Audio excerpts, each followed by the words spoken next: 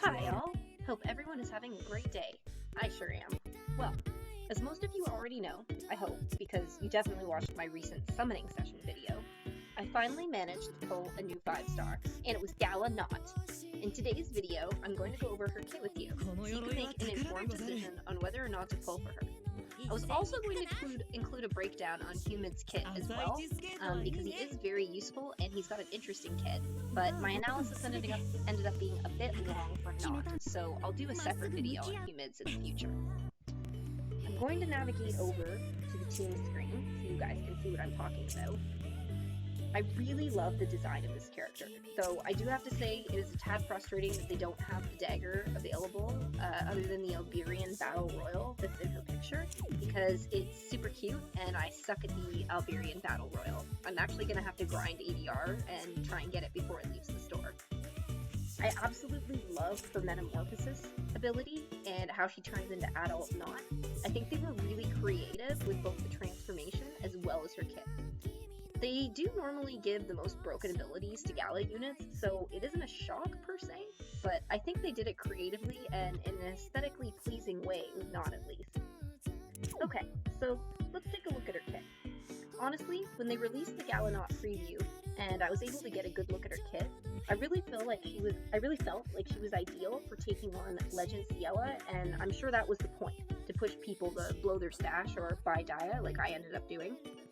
Kit is a threat, and it's really great in general, but it has some really specific features that allow her to shine against Legend Ciela.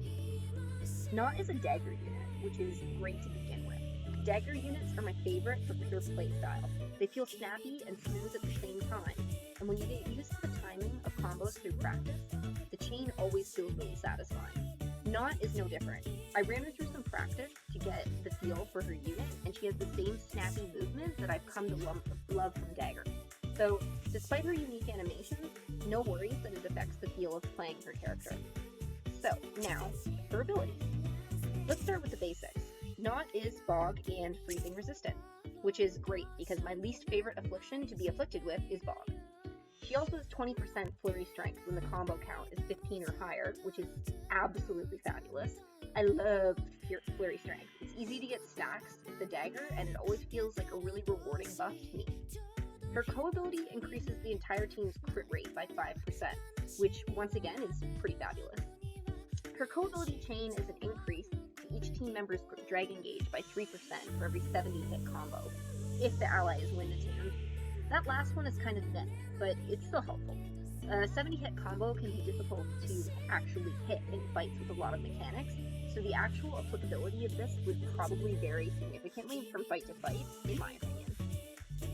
Notte's completely unique ability, Metamorphosis, is the really interesting part of her kit. Visually, I love this ability. She changes from small Notte to adult Notte through the amazing power of mana and time travel. I love time travel, by the way. She can fill her Metamorphosis meter by using her S1 or S2 while having a combo count of 20 or higher, which is very easy to do in almost every fight in the game, resulting in really quick fills of S1 or S2 and fairly quick filling of her Metamorphosis bar. Once she metas, her S1 and S2 become more powerful. In her regular form, her S1, Fairy Punishment, just gonna navigate over so you guys can see that, deals damage, dispels one buff from the enemy, and fills the meta gauge. If you use her S1, well, in meta, it also inflicts Stormlash, adding her to the tiny roster of characters that are able to do this. Using her S2 in regular form also deals damage, dispels one buff from an enemy, and partially fills the meta gauge. If you use her S2 while in meta, nothing super impressive happens. Your attack deals damage in a line instead of following your enemy, like it does when you use S2 in her regular form. But skill damage, so yeah. Her kit is fun and not hard to use in my opinion, which makes her great for complicated, difficult fights, especially like Legend Ciela. I was waiting to see if I pulled Notte before I started tackling Legend Ciela solo, but I've seen enough videos that I look forward to trying it now that I have maxed her. The buff stack on Ciela is scary strong in Legend, so having dispels on both of her skills is pretty incredible. It's really good. I'm running her with Midgar Summer 0, only because I'm very confident in my combo uptime, and also because I don't have Gala Reborn, or Gala Reborn Zephyr. Overall, Gala Notte is absolutely worth pulling for in my opinion. It seems to me that she was custom designed to be very strong in Legend Ciela, which makes sense, again, with the timing of the fight release, but I think she's going to be pretty useful in the future as well for the Sinister fight when the relevant element comes up. That's hard to say. I can't be sure, but with how difficult the first Sinister fight was, I'd rather be safe than sorry.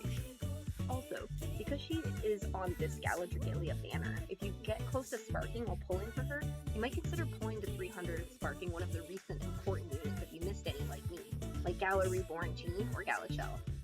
Anyway, thank you for listening to my summary and opinions on Notte. Let me know what you guys think of her in the comments, and let's see if we can see you in practice. Toodaloo!